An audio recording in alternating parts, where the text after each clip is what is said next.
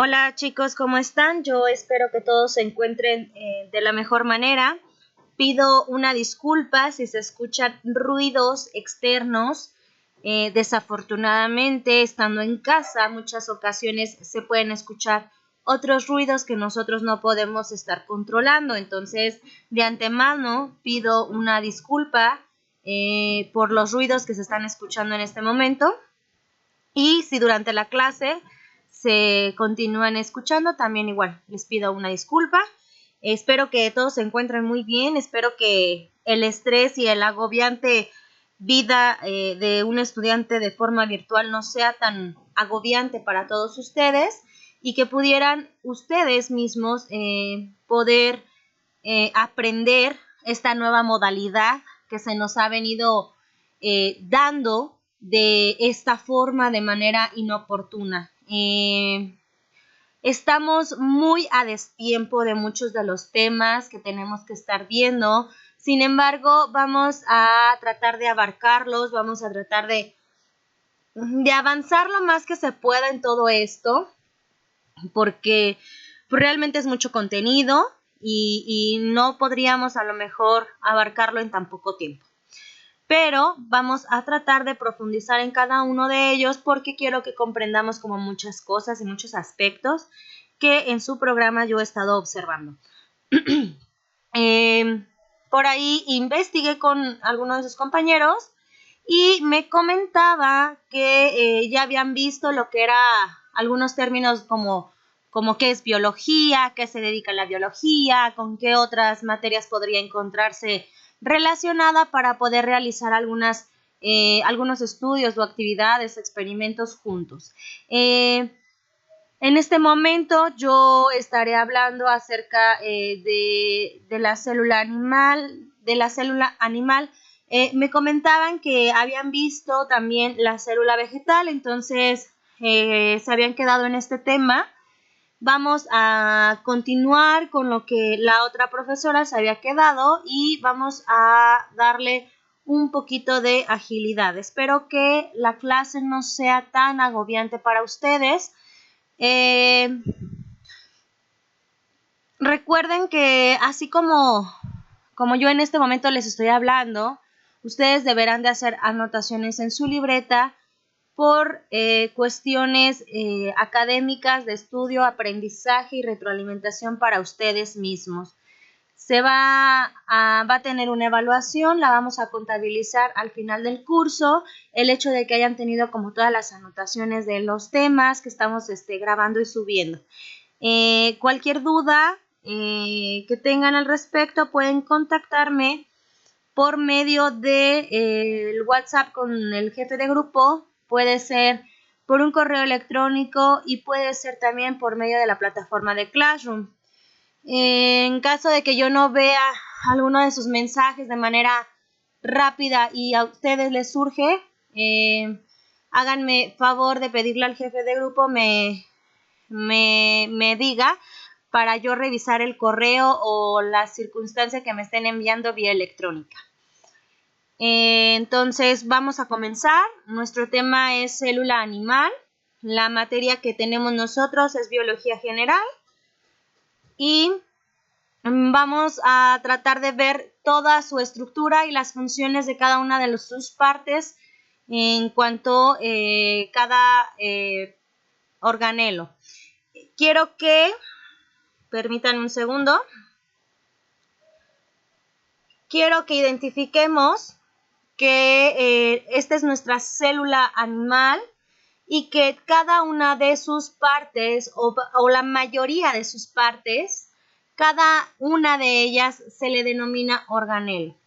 Organelo, orgánulo, y lo van a encontrar en sus diferentes textos. Cada una va a decir, no sé, ribosoma, es el organelo que se caracteriza por tal cosa. Siempre van a encontrar como ese nombrecito que tenemos, pero finalmente es como identificamos a cada una de las partes que tiene la célula, el organelo.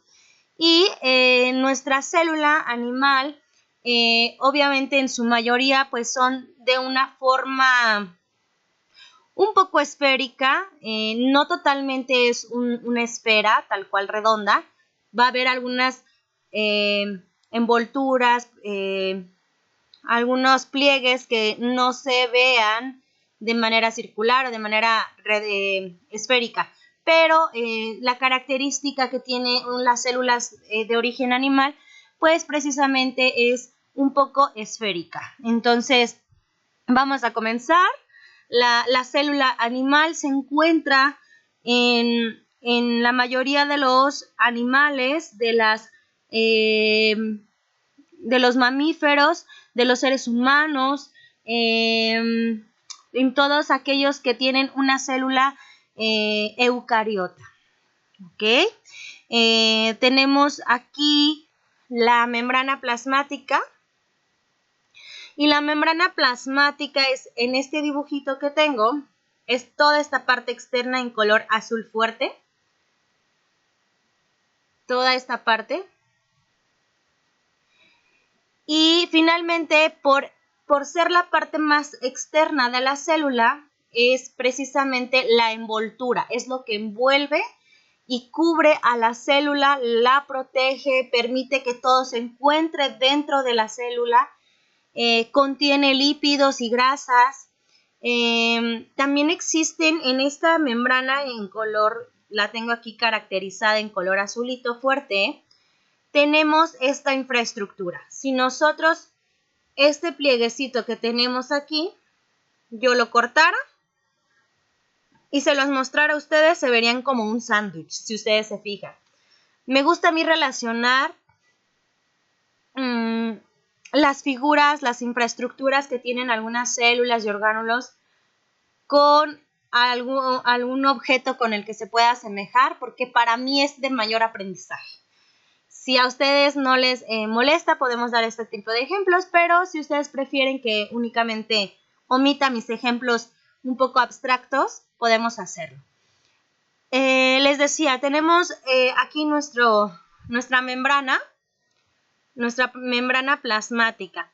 Y en todo este alrededor que tenemos en esta parte, vamos a encontrar que la membrana va a tener poros, como este, un poro, es decir, un hueco, un círculo. Y en este poro que tenemos, vamos a tener canales, ¿de acuerdo? Y estos canales van a permitir que se transporten hacia afuera de la célula algunas moléculas y que entren algunas moléculas a la célula.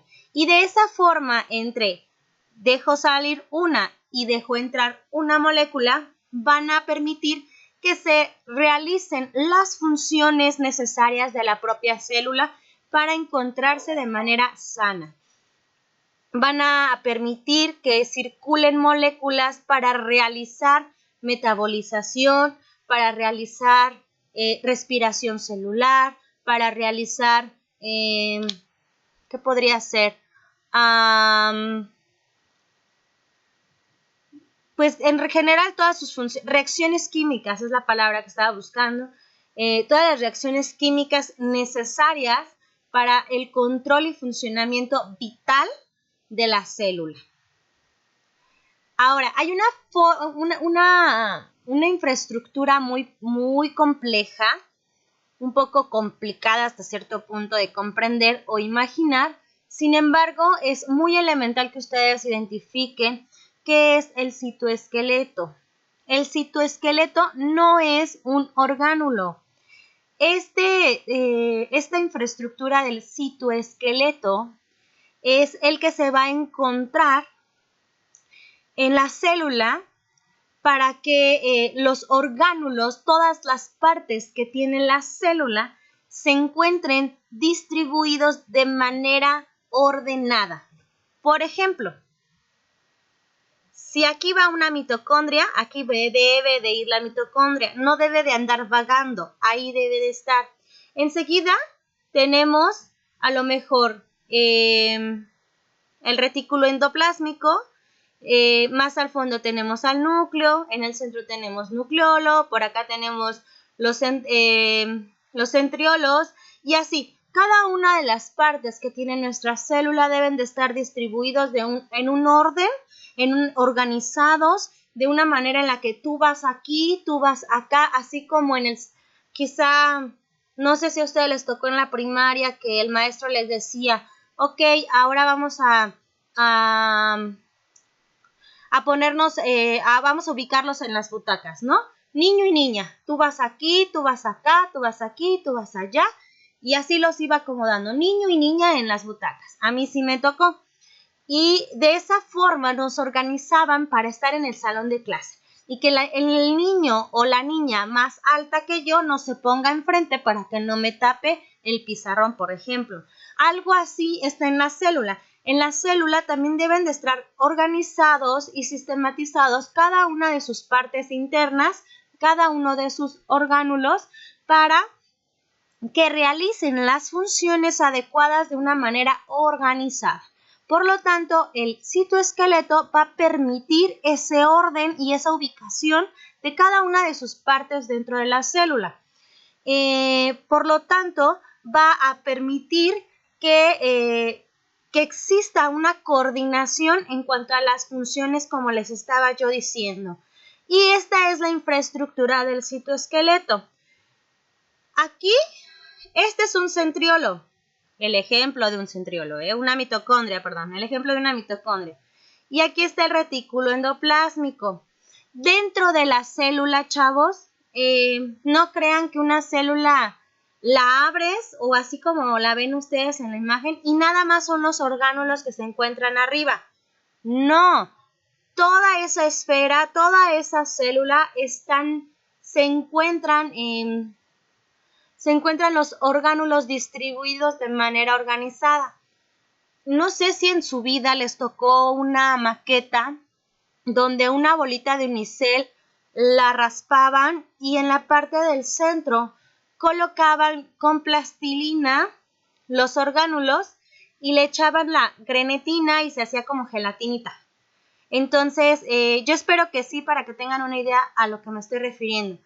Dentro de la célula, entonces, es como si encontraran precisamente esta gelatina, ¿no? Con todas las partes distribuidas dentro. No nada más es que yo rebane esta célula y encuentre nada más los de encima. No, toda esta célula contiene orgánulos.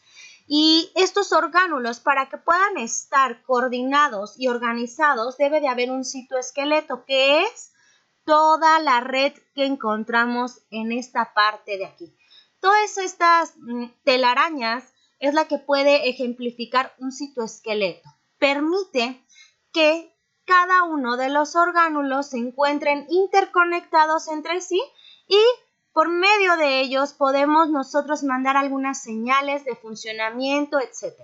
Este citoesqueleto en estas telarañitas, como les estoy mencionando, vamos a tener filamentos de proteínas para que puedan realizar sus funciones. Y permiten y se extienden durante todo el citoplasma y durante toda la parte interna de la célula, conectando un orgánulo con el otro. Ahora, los centriolos. Los centriolos tienen esta forma que ustedes ven aquí. Pueden ser así, o pueden ser así, o pueden ser así, o digo, no necesariamente es como una, ¿no? Pero lo que yo quiero que ustedes vean es que son cilindros.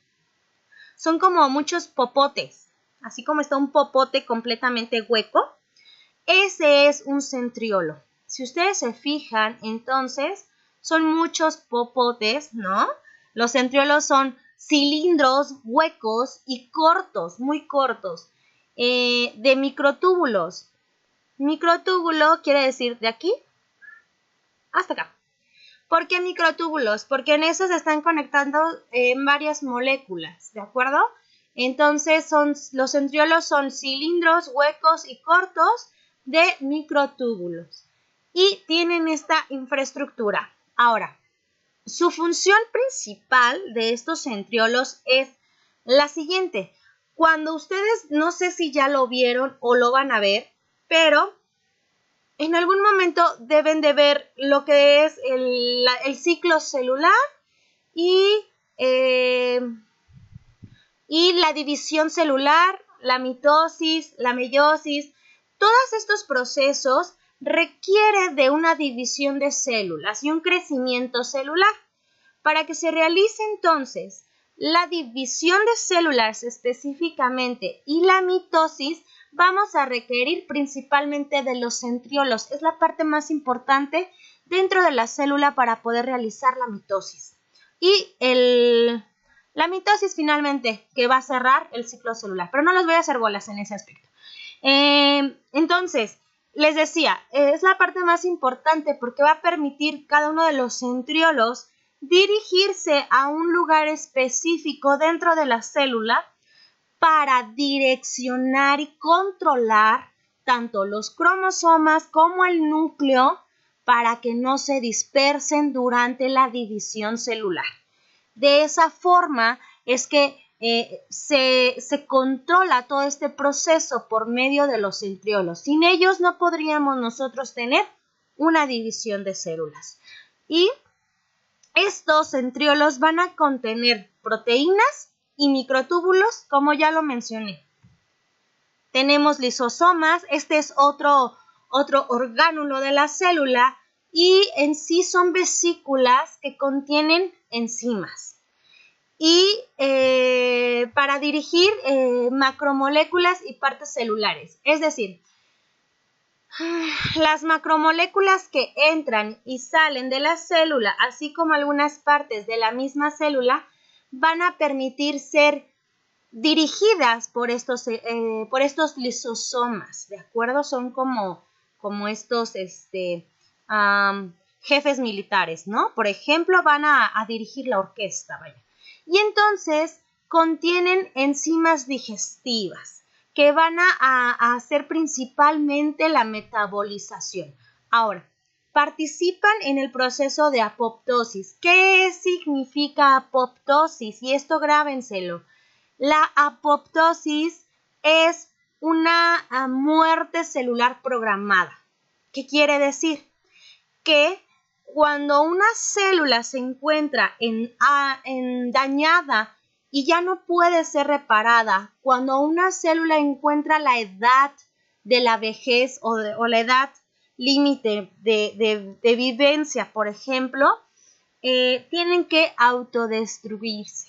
Y esa autodestrucción, por eso se le dice que está programada. ¿Por qué? Porque ya está preparada que tarde o temprano esta célula va a morir. Y a todo este proceso se le denomina apoptosis. Y los lisosomas nos van a ayudar a realizar todo esto de la apoptosis que les acabo yo de mencionar. Ahora, también los lisosomas nos van a permitir que ya después del proceso de autodestrucción, de muerte celular, entonces van a quedar residuos de esta célula y los lisosomas nos van a permitir reciclar los restos celulares que existen, ¿de acuerdo? Y también, por tal motivo, van a permitir destruir a virus y bacterias que tratan de invadir esta célula.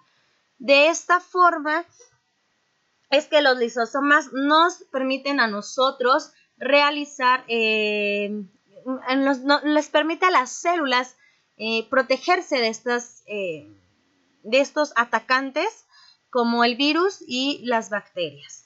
Esta es la forma que tiene un lisosoma. Está constituido por una membrana. En la parte interna tenemos enzimas hidrolíticas, estas son las controladoras de agua, y en la parte externa tenemos proteínas. Y los lisosomas los vamos a encontrar en la célula. Tenemos las vesículas, y estas vesículas son sacos membranosos, imagínense totalmente un saco, por ejemplo, membranosa, que transporta sustancias dentro de las células. Si una sustancia entra a la célula, esta vesícula se va a encargar de poderla distribuir y transportar a su lugar. Si es para la mitocondria, la lleva a la mitocondria. Si es para el núcleo, la va a llevar hasta el núcleo. Se las va a llevar, ¿de acuerdo? Aquí tenemos una de las vesículas. Y normalmente las vesículas se van a encontrar en la membrana, como alrededor o al contorno, para poder recibir todas las sustancias del exterior y poderlas distribuir en el interior de forma adecuada. Tenemos el citoplasma, y el citoplasma es otra parte. Esta es la matriz semifluida que contienen los organelos. Es decir, les mencionaba yo hace un momento acerca de esta maqueta, ¿no? Que nos dejaban en algún momento, una maqueta con grenetina, con gelatinita. Esa gelatinita es lo que ejemplifica el citoplasma. Es el líquido gelatinoso o, de manera más profesional, acuoso o viscoso. Son los términos correctos para denominar al citoplasma.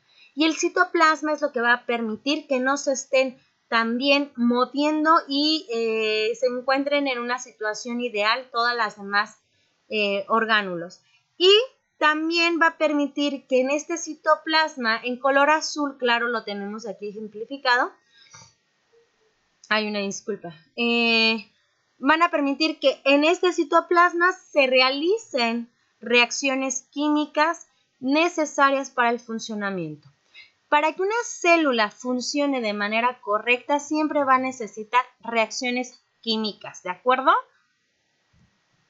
Y tenemos el aparato de Golgi.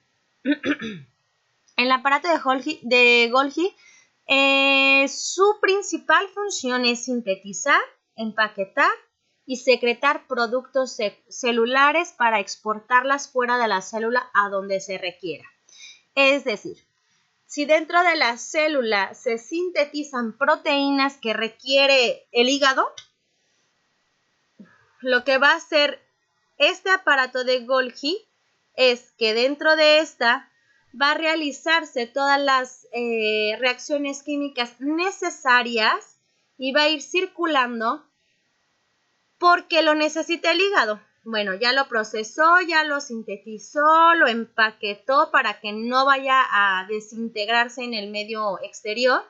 Y entonces, por medio de todas estas vesículas pequeñas, son las que van a estar transportando hacia el exterior ese empaquetamiento que dentro de la célula se prepara. ¿De acuerdo? ¿Por qué? Porque el hígado necesitaba estas proteínas. Ese es un ejemplo de cómo funciona el aparato de Golgi.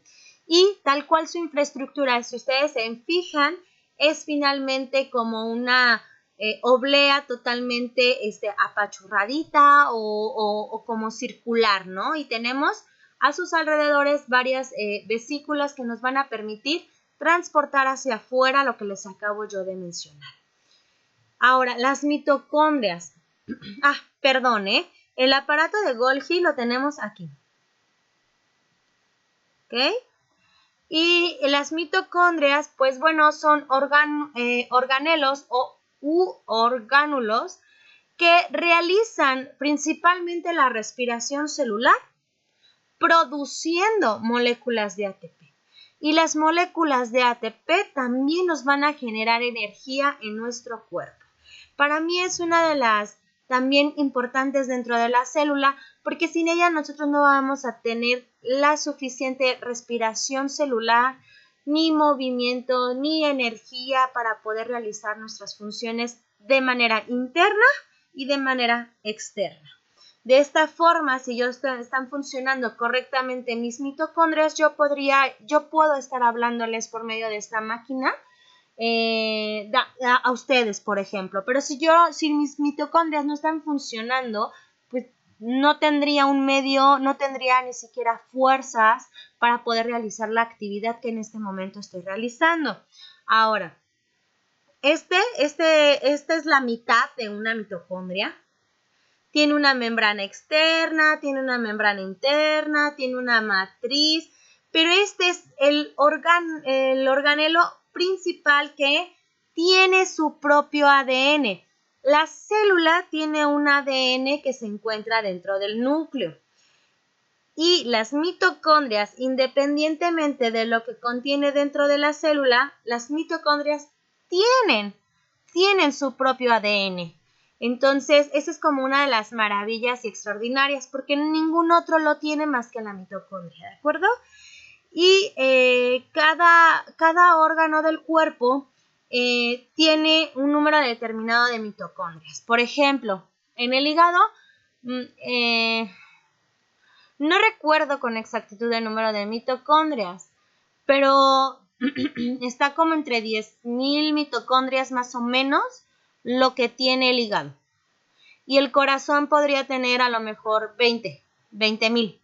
Y a lo mejor el cerebro tiene 30,000. Entonces, cada órgano de nuestro cuerpo tiene un número muy determinado de mitocondrias que requiere y que necesita para el funcionamiento de su cuerpo. Digo, para el funcionamiento adecuado de cada uno de sus órganos. Tenemos los ribosomas y los ribosomas son partículas que realizan la síntesis de proteínas. La síntesis de proteínas se refiere a poder realizar algunos cambios con estas proteínas para tener otro resultado diferente.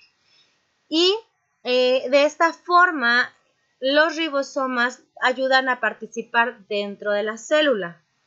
Estos ribosomas carecen de tener una membrana, no tienen una membrana, contienen dentro de ellas proteínas y se encuentran unidas al ARN del nucleolo.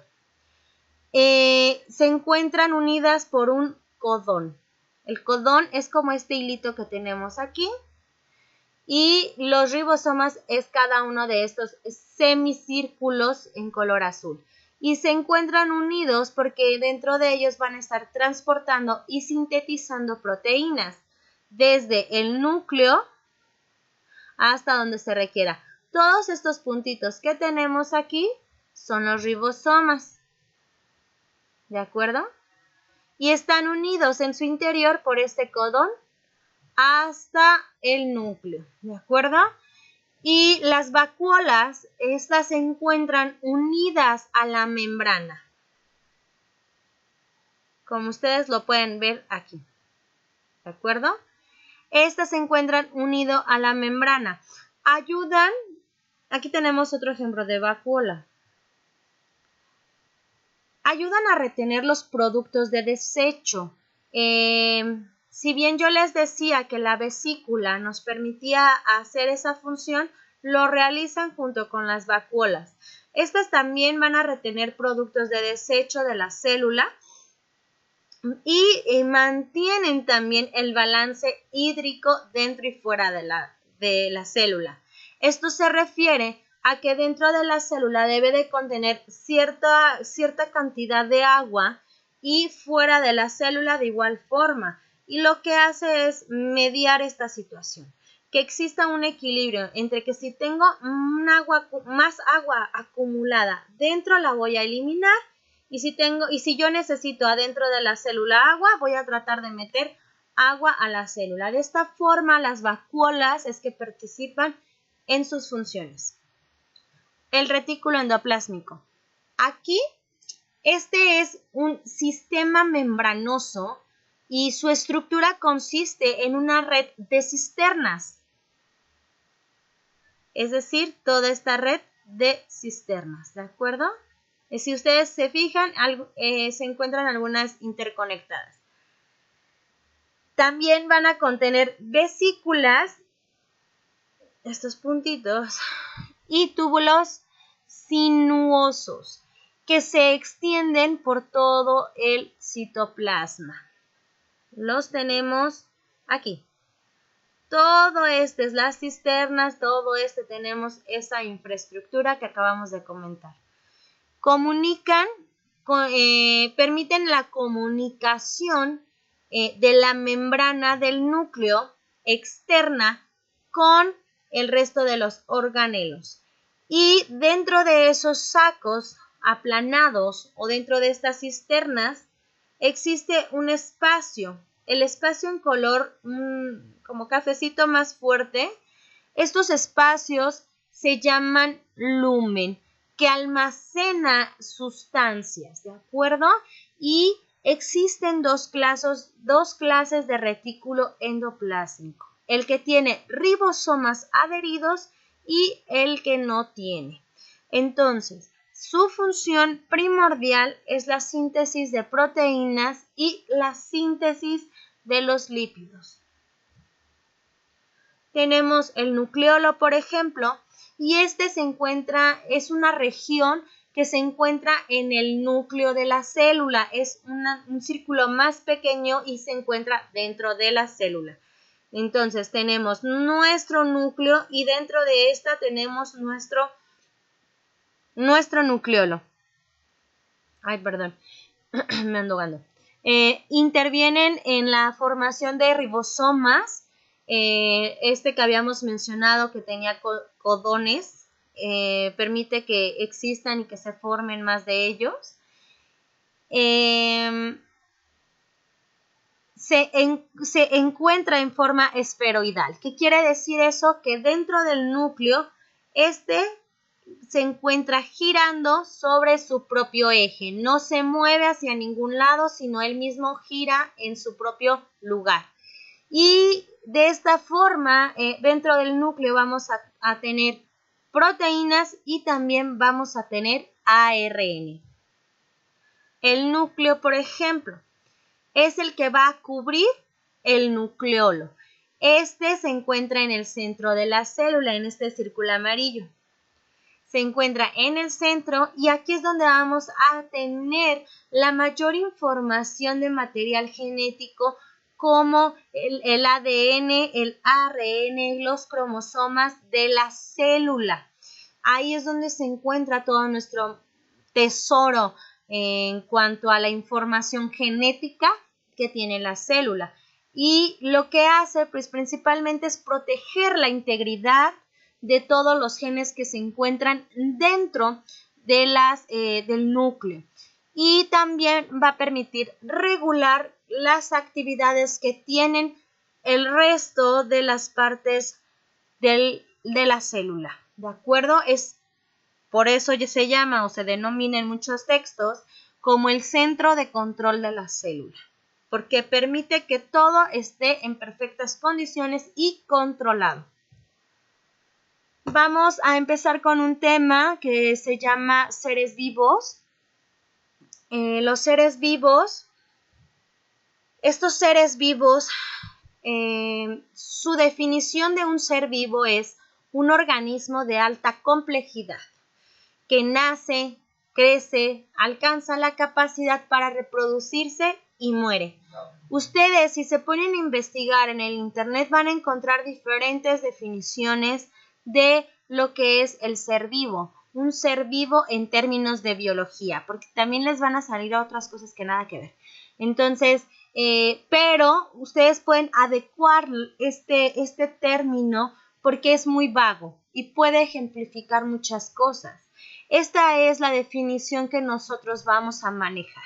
Y los seres vivos tienen varios niveles de organización, desde la parte externa del cuerpo hasta la parte más interna y profunda de cada ser vivo, se requiere un nivel de organización.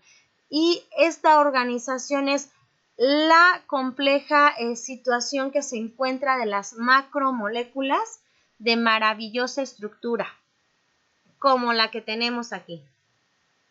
Permite que cada una de estas macromoléculas que se encuentran dentro de los seres vivos se encuentren en cadenas correctamente organizadas.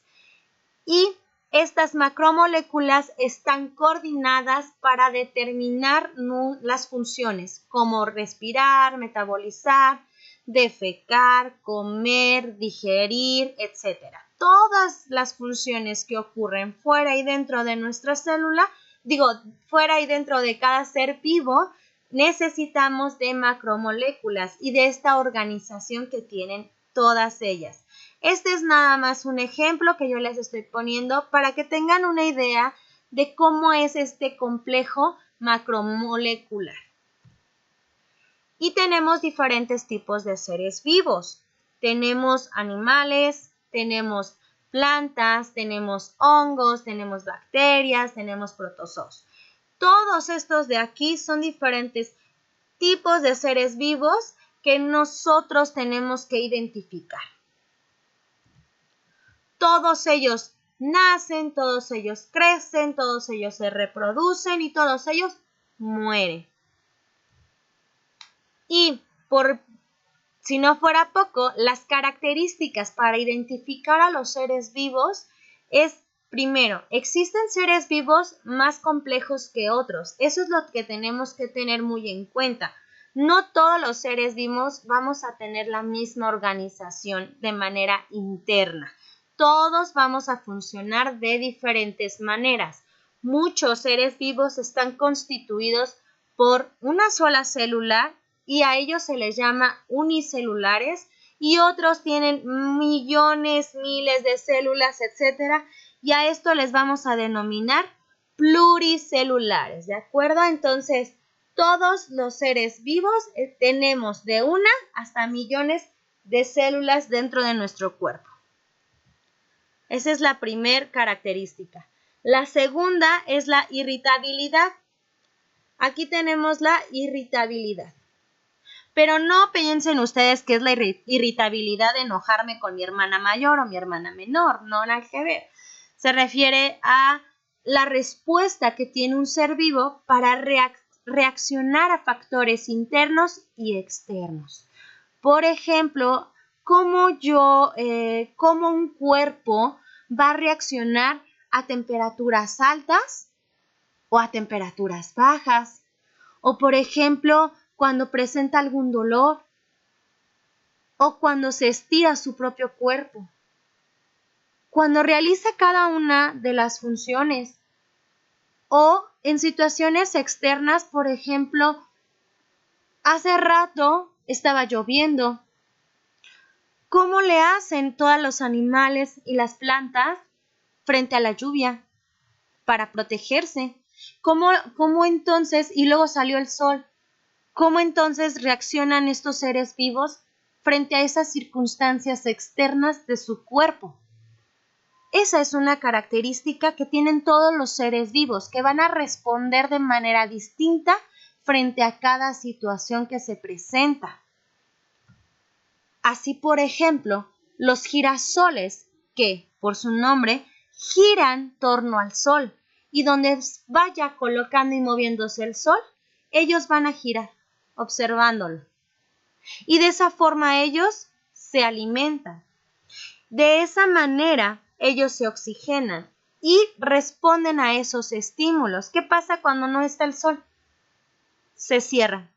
Y no es la única flor. Muchas de las flores abren con el sol y cierran con el sol. A ese estímulo o a esa irritabilidad que tiene el ser vivo es que responde frente a factores externos o internos. Los seres humanos, por ejemplo, cuando nosotros tenemos frío, ¿qué hacemos? Nos cubrimos, nos tratamos de generar calor para mantener una temperatura ideal de manera interna y de manera externa. A eso se le denomina irritabilidad. Bien, hasta aquí le vamos a dejar. Vamos a continuar en la siguiente clase virtual. Vamos a continuar con este tema. Lo clasifico así estas clases para que ustedes respiren, pueden ir pausando, pueden ir haciendo otras cosas, etcétera. Pero hasta aquí le vamos a dejar y voy a subirles otro video para continuar con el tema.